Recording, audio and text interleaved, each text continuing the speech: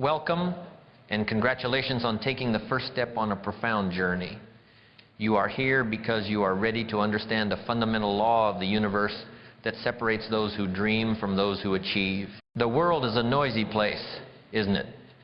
It is filled with the endless clamor of promises, of declarations, of people talking about what they are going to do. Social media, casual conversations, even our own internal dialogue, they are all filled with a preamble to success. But the individuals who truly succeed, the ones who build magnificent lives and leave a lasting legacy, operate on a different frequency. They understand the profound, quiet power of letting their results do the talking. This is the principle of the Symphony of Silence. Most people believe that to gain respect, to get opportunities, to build a reputation, they must talk. They must explain their plans, broadcast their dreams, and justify their actions. But the truth is, no one believes what you say nearly as much as they believe what you do. Achievements are louder than promises. Results are more convincing than words. This is not a lecture on being quiet. This is a master class in channeling your energy. It is about understanding that the energy you put into talking about your goals is energy you are taking away from doing the work. This is the blueprint for a life where your achievements are your proof, your actions are your voice, and your success is so undeniable that it needs no preamble. Welcome, and congratulations on taking the first step on a profound journey. You are here because you are ready to understand a fundamental law of the universe that separates those who dream from those who achieve. The world is a noisy place, isn't it? It is filled with the endless clamor of promises, of declarations, of people talking about what they are going to do. Social media, casual conversations, even our own internal dialogue, they are all filled with a preamble to success. But the individuals who truly succeed, the ones who build magnificent lives and leave a lasting legacy, operate on a different frequency. They understand the profound, quiet power of letting their results do the talking. This is the principle of the Symphony of Silence. This is a master class in channeling your energy. It is about understanding that the energy you put into talking about your goals is energy you are taking away from doing the work. This is the blueprint for a life where your achievements are your proof, your actions are your voice, and your success is so undeniable that it needs no preamble. And a master warrior who has a brilliant plan for victory, but who reveals his strategy to his enemies, is a warrior who is destined to fail. This, my friends, is the folly of the preamble. This is the moment you confront your most dangerous and most common bad habit. The greatest lie that keeps most people from ever reaching their potential is the belief that talking about your plans is a form of progress. This is the folly of the preamble. It is a profound and dangerous act of self-sabotage. When you tell people what you are going to do, you create expectations. Expectations from others can be a powerful motivator, but they also create a burden of pressure. Worse yet, if you don't follow through, you lose credibility. You become the person who is all talk and no action. But the most destructive trap of the preamble is how it robs you of your own energy. Talking about your goals can sometimes give you a false sense of accomplishment. It feels good to say, I'm going to start my own business, or I'm going to get in the best shape of my life. The temporary high from sharing can trick your brain into believing you've already done something, diluting the very energy and motivation you need to actually accomplish the work. This is a profound and dangerous psychological trap. Your brain, in its brilliant efficiency, doesn't know the difference between the reality of action and the verbalization of intention. Both release a similar flood of feel-good chemicals, giving you a sense of satisfaction as if the work were already done. You are, in effect, accepting a counterfeit coin of achievement. It looks like progress, it feels like progress, but it has no real value. And this counterfeit satisfaction comes at a great cost. The first cost is the dilution of energy. You have a finite amount of energy and focus each day. Think of it like a battery. Every time you spend a portion of that energy talking about what you are going to do, you are draining the very battery you need for the actual work of building. You are scattering your forces in 100 different conversations instead of focusing them on a single strategic objective. A brilliant general does not scatter his forces in 100 small battles. He focuses them on a single strategic objective. and so must you. The second cost is the burden of expectation. When you announce your plans to everyone, you are placing yourself under a microscope. This creates pressure, not just from others, but more destructively from yourself. This pressure can be a heavy, unyielding weight that paralyzes you with a fear of failure. You become so afraid of not living up to your own public declaration that you hesitate to even begin. Your focus shifts from doing the work to managing other people's perceptions. And in a world of social media and instant feedback, this is a profound and dangerous game that no one can win. The third and most important cost is the loss of momentum. The most important thing in any project, in any conquest, is momentum. The preamble breaks momentum by delaying action and replacing it with talk. It keeps you forever in the starting blocks, admiring the runners who have already begun the race. Real momentum is not built with words. It is built with a small, consistent, and decisive action. The conqueror understands that the most powerful thing he can do in this life is to put his head down, do the work, and let the momentum build in silence. The master builder understands that his greatest work is not done in the public square. It is done in the quiet solitude of his workshop. He understands that the world doesn't need to know his plans. They will see his results.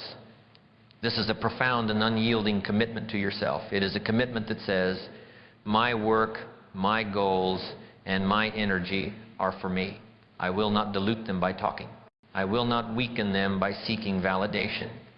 I will not surrender them to the noise of the world. This is the highest form of self-respect. Now that you have confronted the great lie of the preamble, you are ready for the next step. You are ready to master the discipline of focusing on the work in quiet solitude. Welcome back, fellow conquerors. We have just confronted the great lie that keeps most people from ever reaching their potential. We have learned that the endless preamble of promises and declarations is a profound act of self-sabotage, robbing us of our energy and our momentum. We have made a sacred vow to stop talking about the work and to start doing it. But a warrior who has learned the cost of revealing his plans to his enemies must now learn the profound discipline of what he does in the quiet solitude of his own mind. For it is one thing to stop the words from leaving your mouth. It is another thing entirely to control the thoughts that live within you. This, my friends, is the moment you build your inner fortress. This is the discipline of what you do when no one is watching. This is the principle of the Master's Protocol for Silence, the fortress of focus. A master strategist understands that his greatest work is not done in the public square. It is done in the quiet solitude of his mind, where he can focus completely on his strategy, undisturbed by the noise of the world. This is not the silence of inaction, but the silence of focused purpose, the profound stillness that says, I am too busy working on my dreams to talk about them all day. Most people fear silence. They can't stand to be alone with their thoughts. They constantly seek distraction, television, social media, gossip, anything to avoid confronting themselves.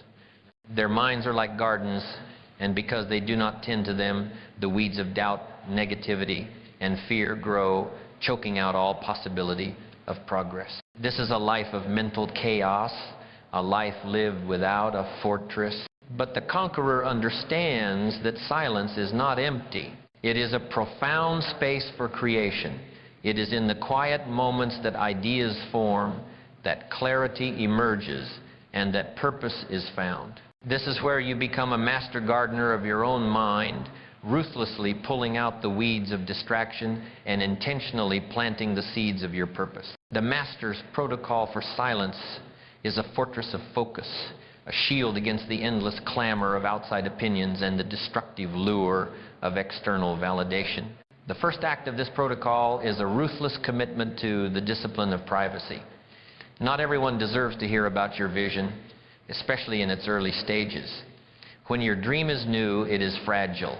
It needs a safe space to grow, away from the cynicism, the doubt, and the unsolicited advice of those who do not understand your vision.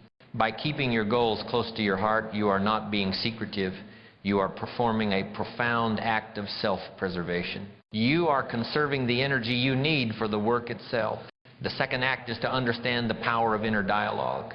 The boy in us needs external validation. He needs the applause of others to feel worthy. But the man, The master strategist finds his validation from within. He replaces the need for outside opinions with a relentless focus on his own inner dialogue. He doesn't ask, what will they think? He asks, am I being true to my purpose? Am I doing the work that needs to be done? This is the conversation that truly matters. The third act is the guarding of dreams. A new dream is like a fragile child. It needs a safe space to grow, away from the loud, critical voices of the world. Negativity will come no matter how much you try to avoid it. People will question you, challenges will arise. But if you have a clear vision and a deep belief in yourself, none of that can stop you. Your dream is yours, not theirs.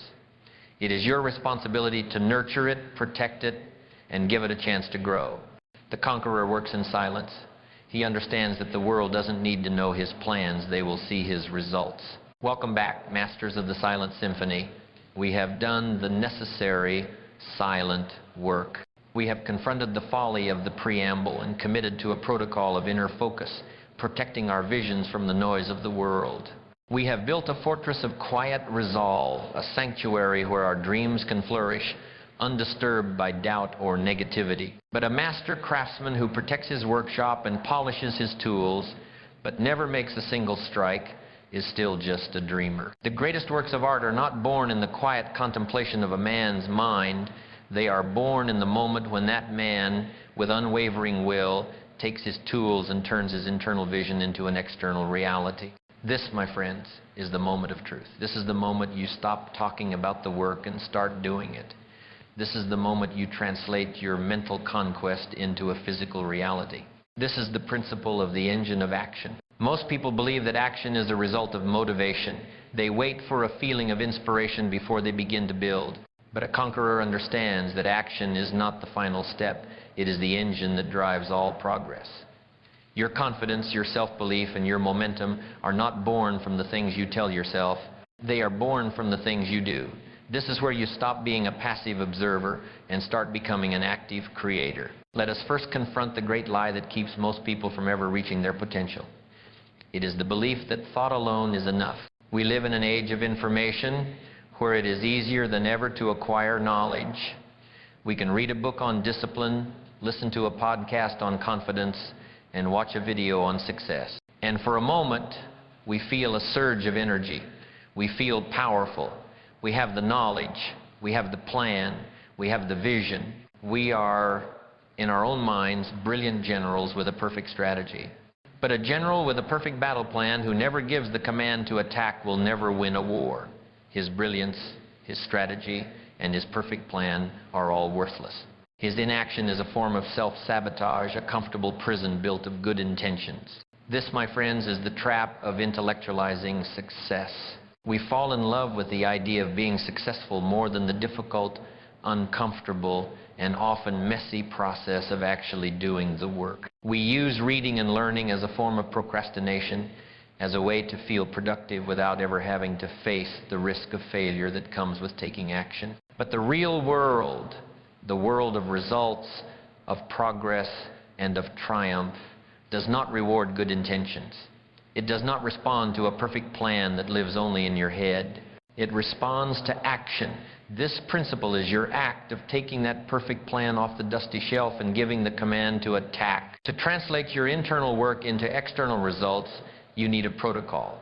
This is a structured, three-pillar system of mental mastery that bridges the gap between thought and triumph. The first pillar is about the discipline of focused energy. A master builder does not swing his hammer randomly. He swings it with precision, with purpose, and with a clear intention to make a perfect strike. Hard work without direction is wasted energy. Hard work with intention is a force of unstoppable progress. Think of a magnifying glass. When the sun's rays are scattered, they accomplish nothing. But when you focus those same rays through a magnifying glass, you can create enough heat to start a fire, to melt metal, to burn a hole through solid objects. This is the power of focused energy. Most people scatter their energy in 100 different directions. They try to do 100 small things at once, and they accomplish nothing of significance.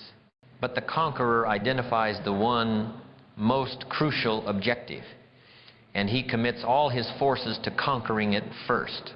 He directs all of his energy, all of his resources, and all of his will toward that single strategic objective.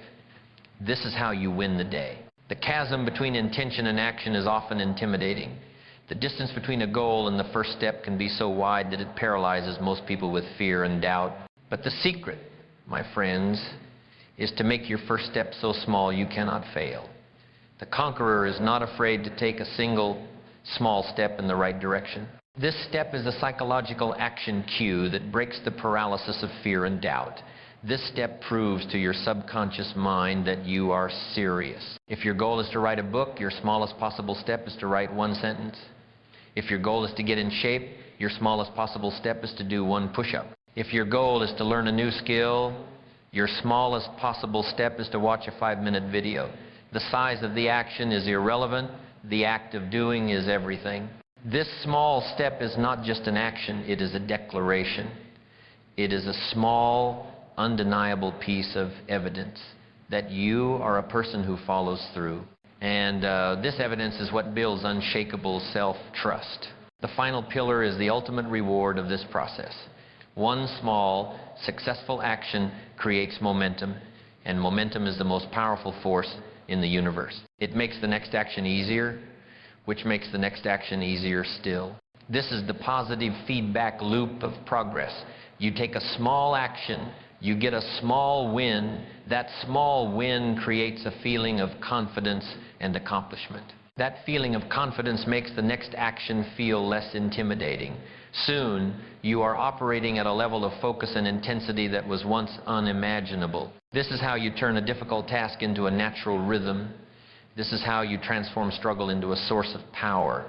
This is the profound difference between a life of reaction and a life of intentional action. You are no longer waiting for the energy to come. You are creating the energy through the act of doing. This process is not just about changing your life. It is about building an unbreakable character. It is the understanding that the heat of discomfort and the hammer of action are not a punishment. They are the tools that forge a confident, resilient, and powerful person. The most profound growth you will ever experience will not come from an easy victory. It will come from the moments of struggle. It will come from the moments when you wanted to quit, but you used your self-talk to challenge that thought. And you used a small, decisive action to prove it wrong. It is in those moments that you are being forged into a new, more powerful version of yourself.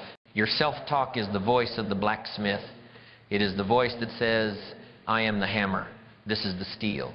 I will not stop until this steel is hardened, sharpened, and ready for battle.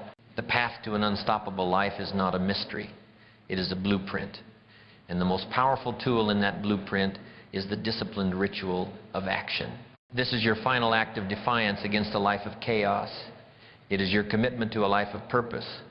It is your decision to stop being a reactor and to start being the architect of your own destiny. The blueprint is in your hands. Your day is waiting for your command.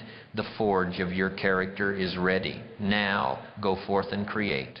If this message is resonating with you, hit that like button and subscribe to join our community of silent achievers. Welcome back. We have done the work. We have confronted the folly of inaction and armed ourselves with the discipline of execution.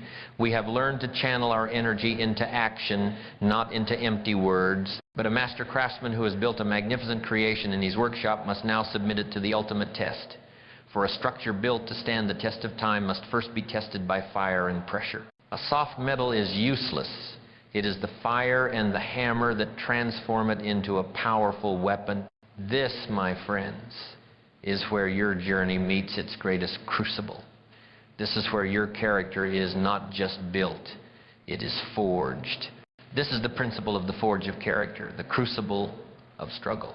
Most people live a life of fragile comfort. They believe that if they avoid hardship, they will be happy. They believe that if they can find a path of least resistance, they will be successful. This is the folly of the comfort seeker. They rationalize their desire for ease, and in doing so, they build a life that is as fragile as a house of cards. They are a ship that never leaves the safe harbor, and in its safety, it never experiences the profound strength of navigating a storm. But the master builder understands that strength doesn't come from avoiding hardship, it comes from facing it. Without struggle, there is no growth. Without challenges, there is no strength. You cannot develop resilience by staying in your comfort zone.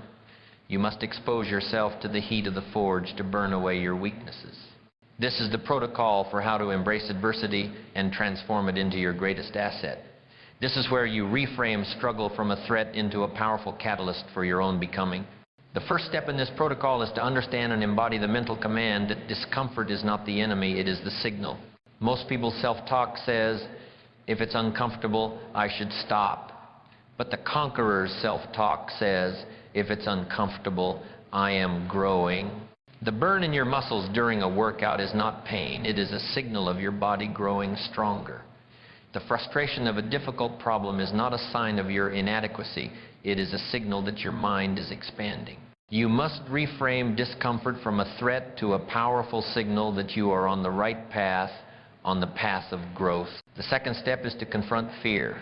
Fear is not an enemy. It is a signal that you are on the edge of greatness. The boy is paralyzed by fear, fear of failure, fear of embarrassment, fear of not being good enough, but the man feels the fear and takes action anyway. He understands that courage doesn't mean you're not afraid. It means you act despite the fear.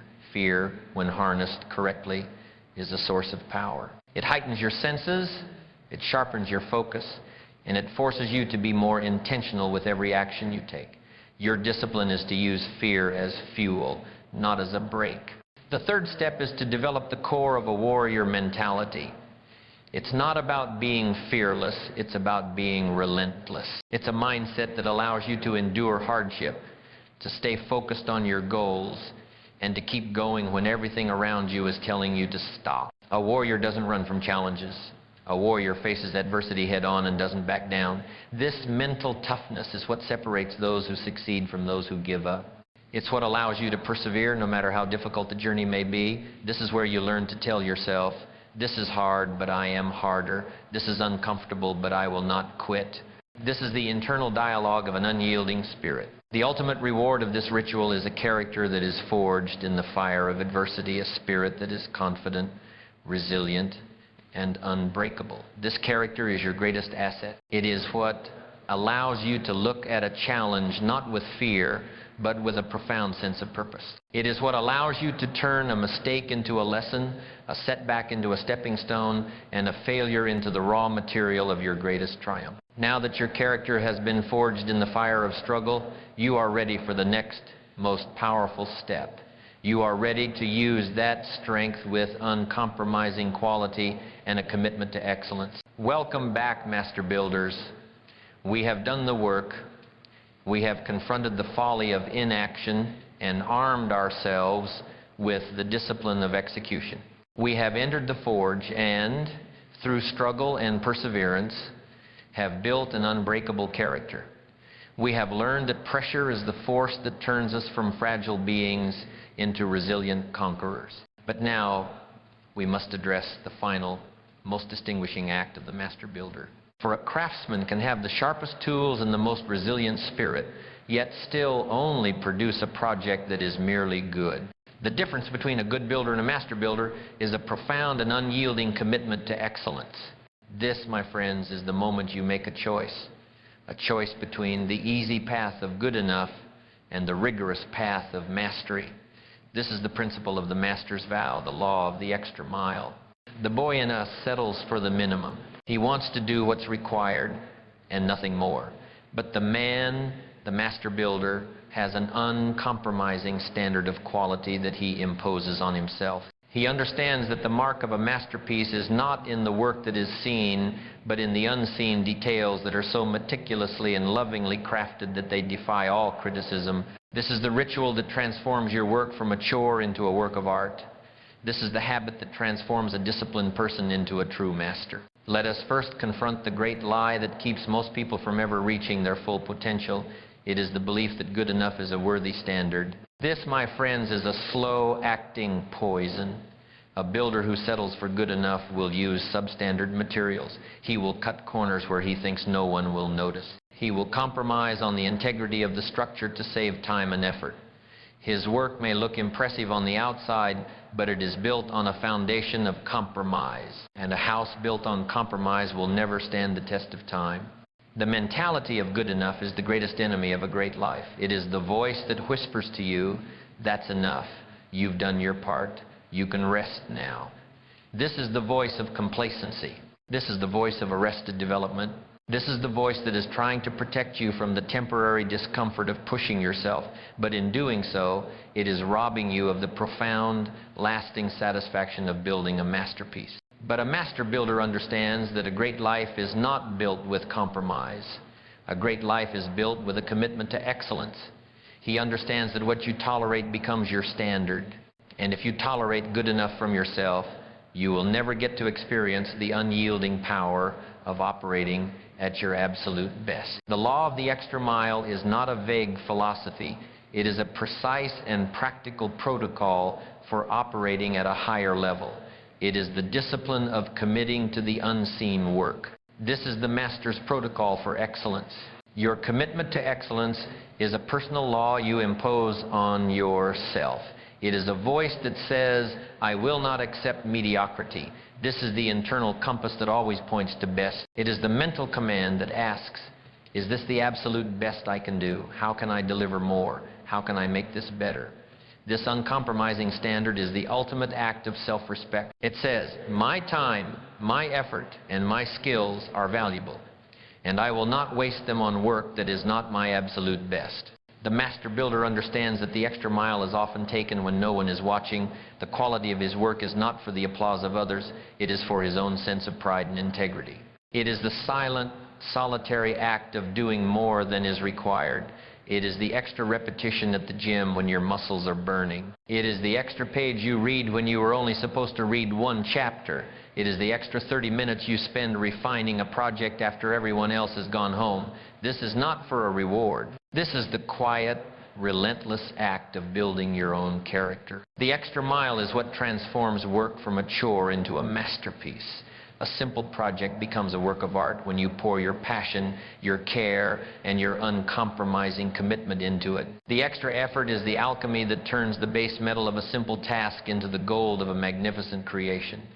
This is the profound difference between a person who merely has a job and a person who has a craft. The craftsman is obsessed with the quality of his work.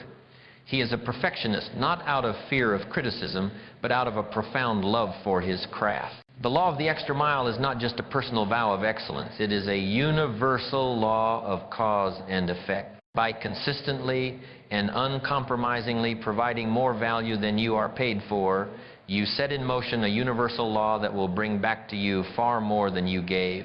This is the law of increasing returns. Think of a farmer.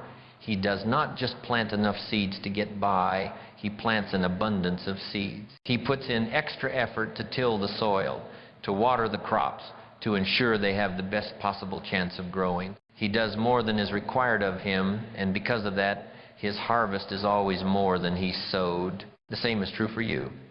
By consistently and uncompromisingly operating at a standard of excellence, you are planting seeds of quality, of integrity, and of dedication.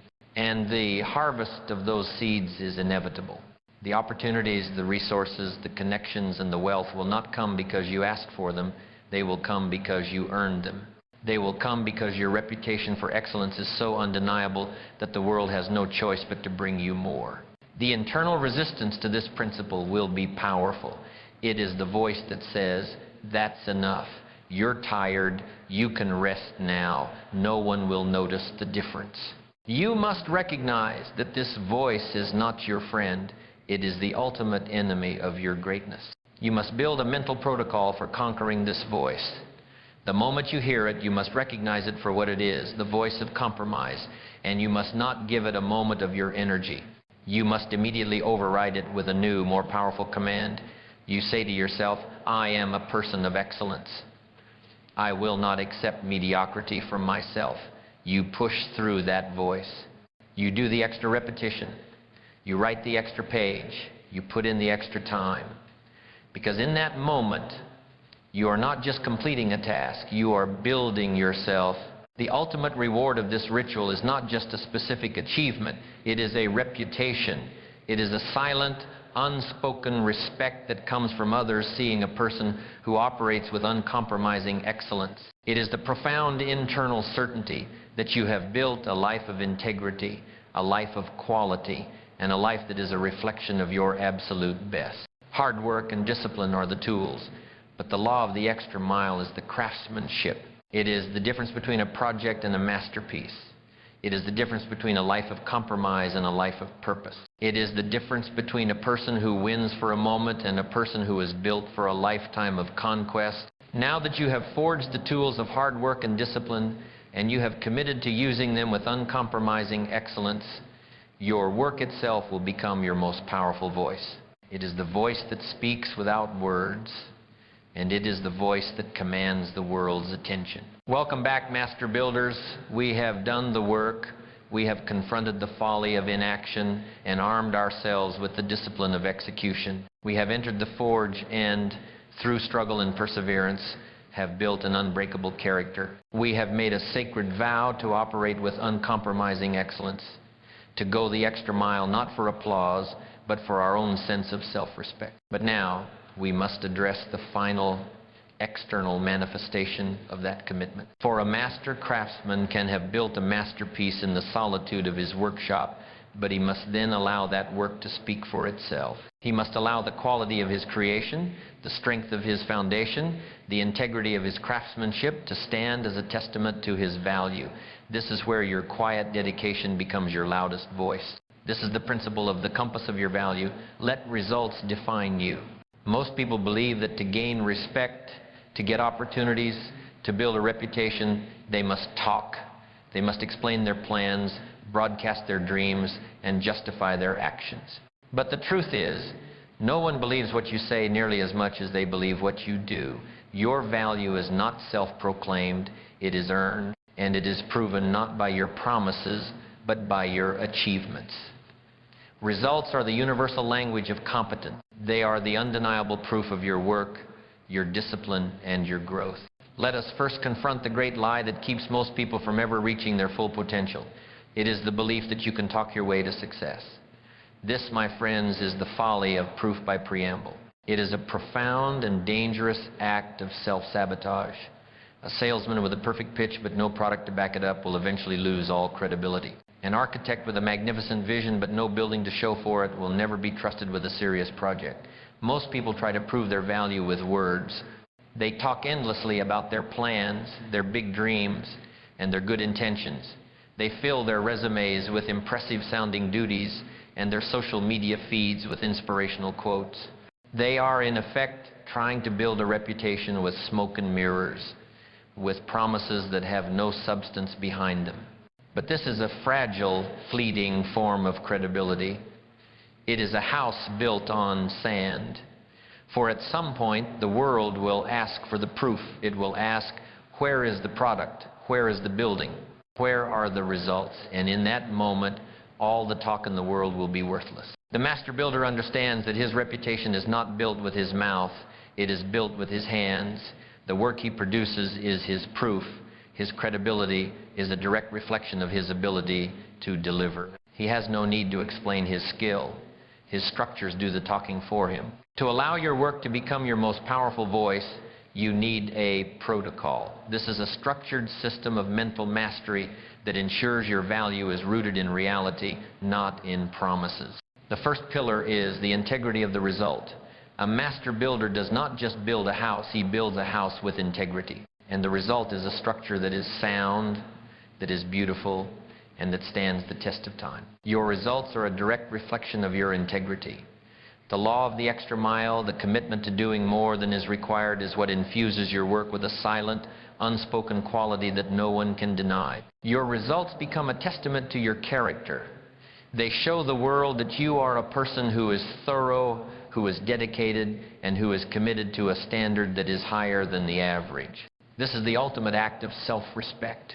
You are saying, I am a person of value, and my work is a reflection of that. The second pillar is the universal language of outcomes. Results are a universal language. They cut through doubt, they cut through personal biases, and they cut through all forms of skepticism. A demonstrable outcome is a fact that no one can argue with. A person from any culture, from any background, from any walk of life can look at a magnificent building and understand that its architect is a master. A person from any profession can look at a consistent, high-quality product and understand that its creator is a craftsman. Results do not need translation. They are a universal proof of your ability. When you let your results define you, you are no longer in a position of begging for opportunities. You are in a position of commanding them. Your reputation for delivery precedes you, opening doors that were once closed. People will not ask, "What are you going to do?" They will ask, "What have you done?" And your work, in its silent magnificence, will already have given them the answer. The third pillar is the inner compass. Results are not just for others, they are for you. When you complete a task with excellence, when you deliver on a promise, you are sending a powerful signal to your subconscious mind. Each achieved outcome is a confirmation of your path, a point on your internal compass that tells you you are moving in the right direction. This is what builds unshakable self-confidence from within. It is not the applause of others that gives you strength. It is the silent, profound certainty that comes from knowing you have put in the work. Credibility is not a static thing. It is a living, breathing entity. It is a fortress of trust that you build brick by brick over time. And it can be lost just as quickly with a single failure to follow through. This is the law of unwavering credibility. It is built with every delivered promise, every successful project, and every commitment kept. It is a long, arduous process. But the fortress of trust that you build is a powerful, unshakable source of strength. It is the foundation upon which all of your future success will be built. The ultimate reward is a life lived with a profound, quiet sense of respect. You are no longer in a position of begging for opportunities. You are in a position of commanding them. Your reputation for delivery precedes you, opening doors that were once closed. Now that your work has become your most powerful voice, you will be amazed at the people it attracts. For a master craftsman is not judged by the words he uses, but by the quality of his creations, and that quality will naturally draw other masters into his life. Welcome back, master builders. We have done the work. We have confronted the folly of inaction and armed ourselves with the discipline of execution. We have entered the forge and, through struggle and perseverance, have built an unbreakable character. We have made a sacred vow to operate with uncompromising excellence, to go the extra mile, not for applause, but for our own sense of self-respect. We have proven our value to the world, not with our words, but with our undeniable results. But now we must address the final external act of the master builder. For a craftsman can build a masterpiece in the solitude of his workshop, but a master builder understands that the greatest projects are not built by a single genius. They are built by a collective of masters, a team of dedicated craftsmen, and a powerful, aligned network. This is the moment you stop building in isolation and start building with others. This is the principle of the architect's network, the power of association. The boy in us believes he has to do everything himself. He struggles alone, he fails alone, and he blames the world for his solitude. But a man, a CEO, understands that his greatest strength lies not just in his own hands, but in the hands of the people he surrounds himself with. This is the discipline of strategic collaboration, the understanding that your power can be multiplied and your weaknesses can be overcome by the right allies. Let us first confront the great lie that keeps most people from ever reaching their full potential. It is the belief that success is a solitary journey. This, my friends, is the folly of the lone wolf mindset.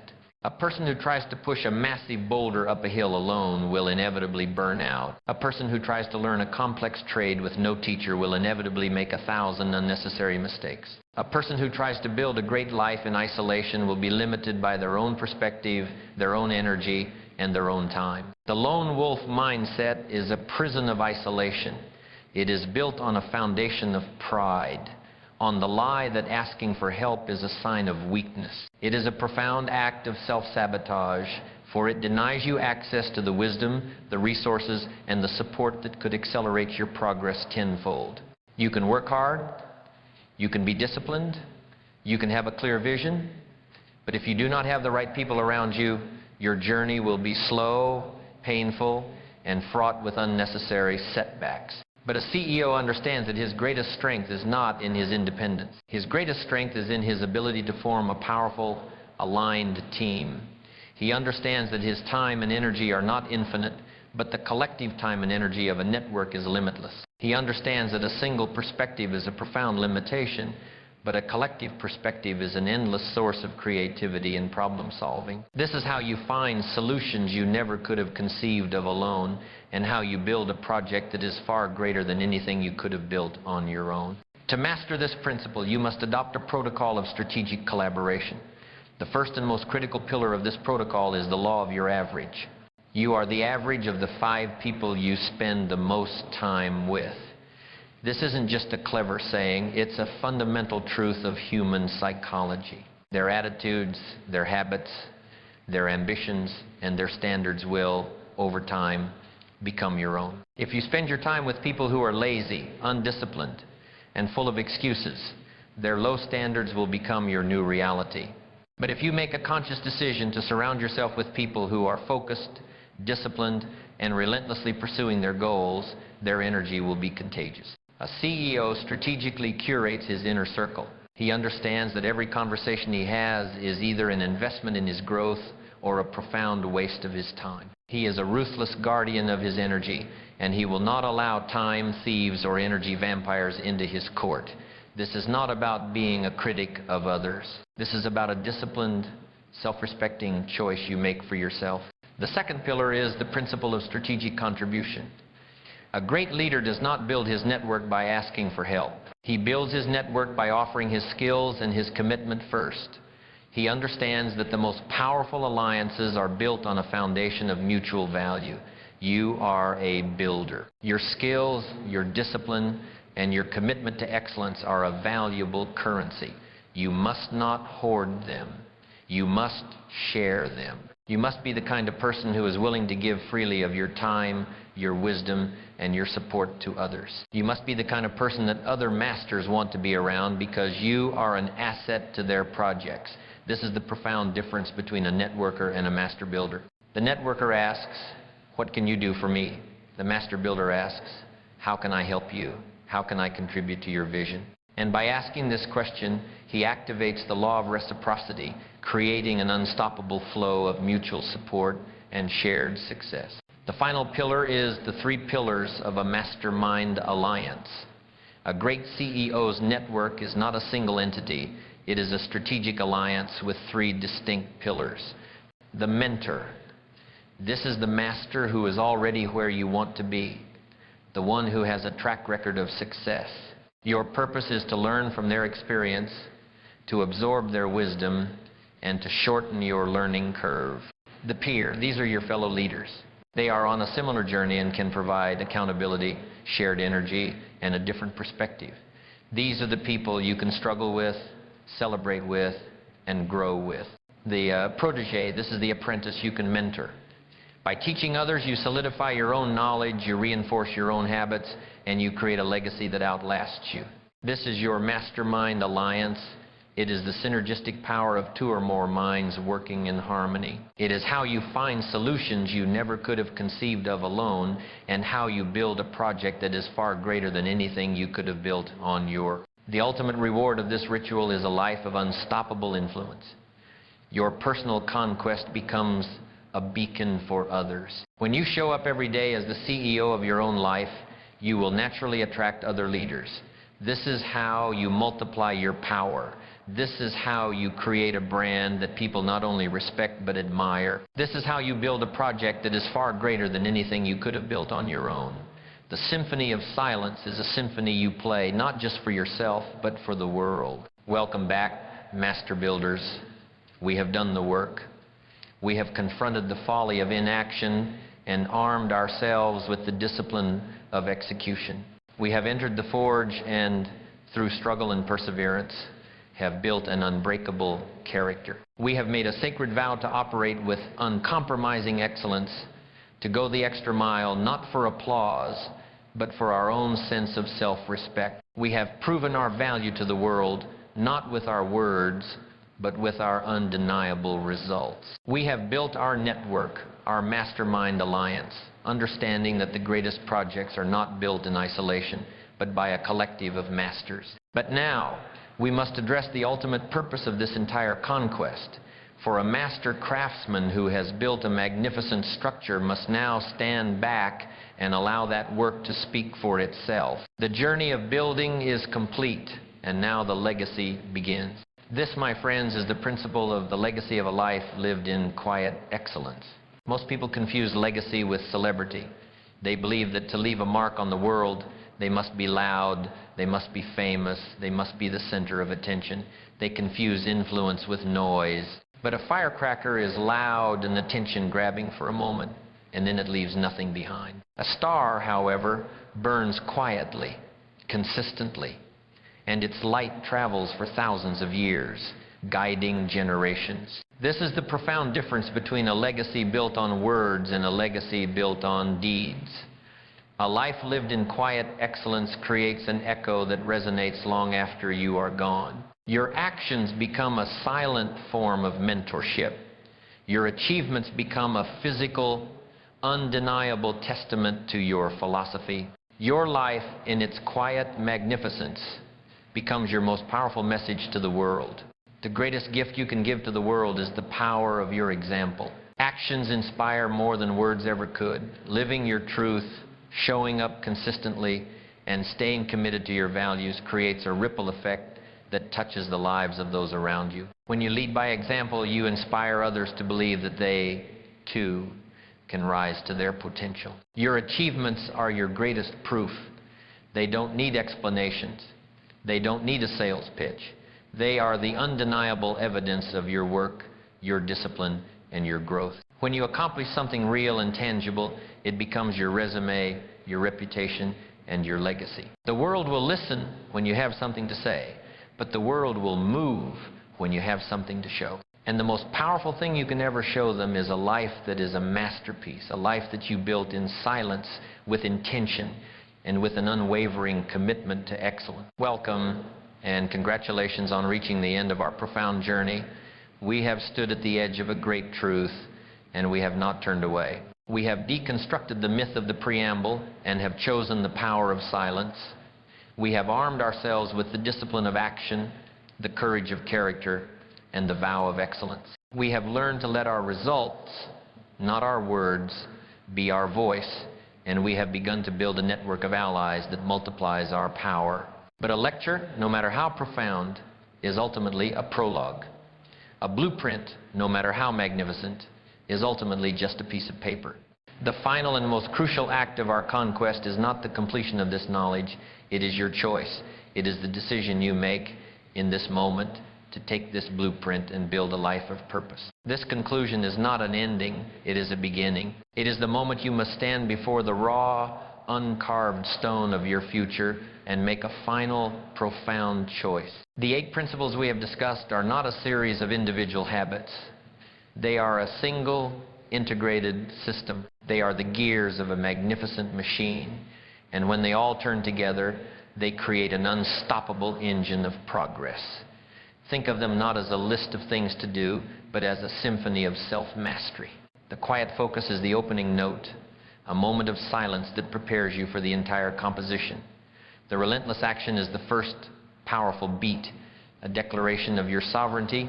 The forge of character and the master's vow are the powerful crescendos of will and excellence, giving your symphony a voice of undeniable authority.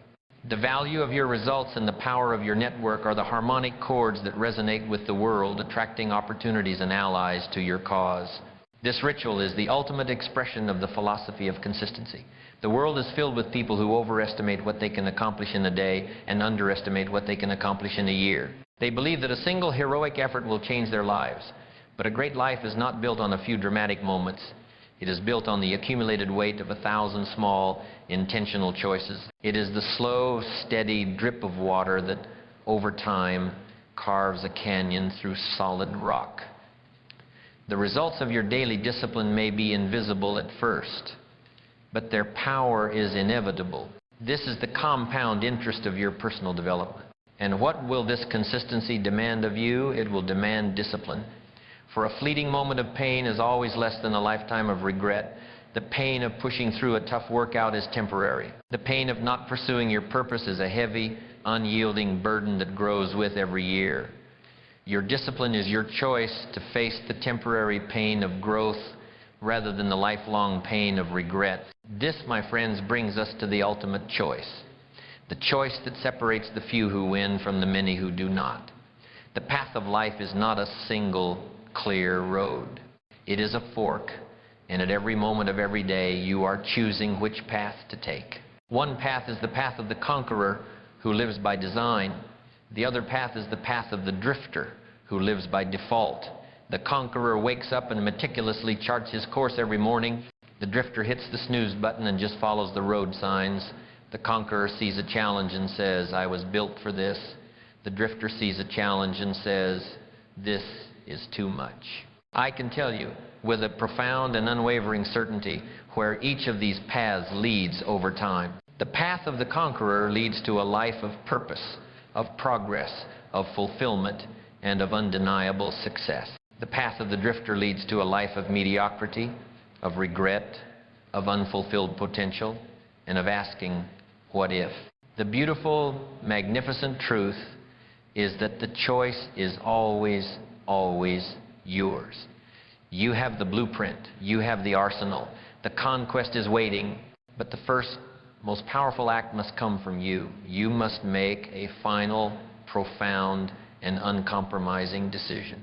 A decision to stop being a passive participant and to become a master builder. A decision to let your actions become your loudest voice. A decision to stop being a victim of your circumstances and to become the master of your own destiny. The battle is waiting. The time is now. This conclusion is not an ending. It is a command. The Symphony of Silence is not a secret. It is a choice.